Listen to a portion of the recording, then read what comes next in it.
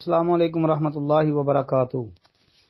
محترم بھائی نے اس وائس کے اندر جو باتیں کی ہیں، مثلا کہ یہ حدیث ہے، یہ 10 لوگوں کو سینڈ کرو گے آپ کو یہ خوشی ملے گی، اگر نظر انداز کر دیا تو آپ کے لیے یہ مصیبت اور پریشانی آ جائے گی، آپ کے اوپر کوئی مصیبت آ جائے گی۔ جی اس قسم کی ساری باتیں بالکل فضول اور بے بنیاد ہے۔ یہ جاہل لوگ اس طرح کے کام کرتے ہیں۔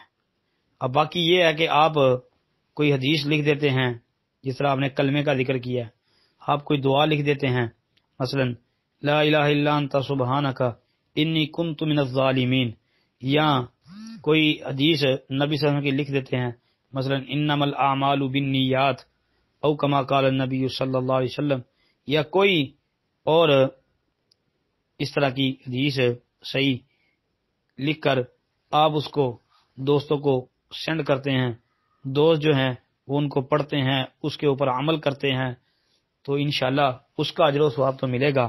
باقی یہ کہنا کہ جی یہ چیز 10 لوگوں کو بھیجو گے تو آپ کو خوشی ملے گی، یہ بالکل جھوٹ ہے۔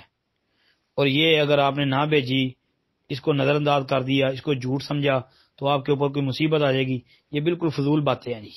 السلام علیکم ورحمۃ اللہ۔